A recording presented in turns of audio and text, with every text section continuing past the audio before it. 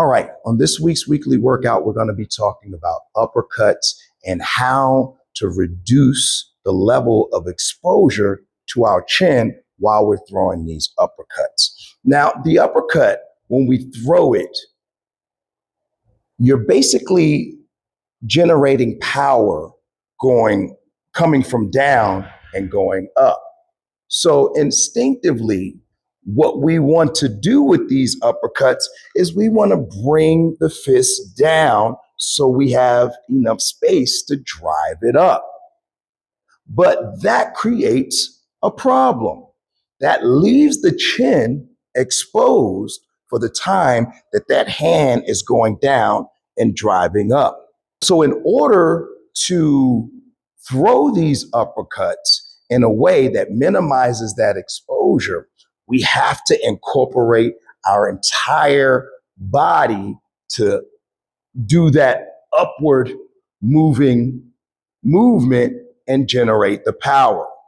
So the problem is this: I throw the uppercut, I got to bring it down to bring it up. Now, we can make up for that exposure by first dropping our level. You see that, bending the legs. And then instead of trying to generate the power with our arm, we generate it with our legs. Boom, like that. So the problem is when we throw the uppercut, we're scooping. And yes, inevitably, there's going to be, no matter how good you get at throwing these uppercuts, how good you get at generating the power with your legs, there's going to be a certain level of exposure that happens inevitably. But our job is to minimize that exposure and teach ourselves how to generate that power without having to drop the hand from the chin. So the first thing that we do is we lower our level. See that? I'm bending my legs and then I'm ready to explode. Boom. The next thing that we do is we incorporate our legs. Instead of trying to generate the power from our arms, we generate the power from our legs. Boom. But that takes coordination. What I would recommend is, because a lot of times what happens, and this is something that I've noticed on the mat, a lot of people feel like they're not able to generate the power, so they kind of skip over trying to. Initially, when you try to incorporate your whole body and you try to throw these uppercuts short, you feel like you're giving up a lot of power.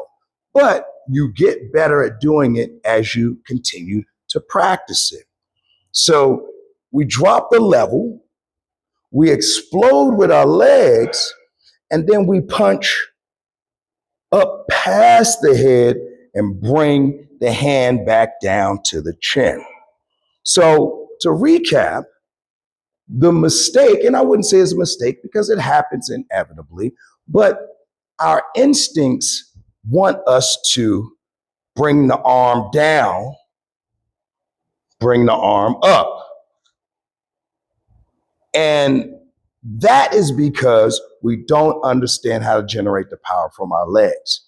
What we have to do instead is incorporate our entire body by dropping the level, bending the legs, keeping the hands here, and exploding up to the target, past the target, and bringing those hands back to the chin to protect. So it's about incorporating your entire body, dropping the levels, letting your legs expose and punch up past the target. You can replace that power or that force that you might be giving up by not dropping the hand down. But like I said, it inevitably happens, but the more we get used to incorporating our entire body to generate the force, the less it happens and the safer our chin stays. All right, guys, Coach Sully, Reps and Sweat, Frederick, Maryland. Let's get it.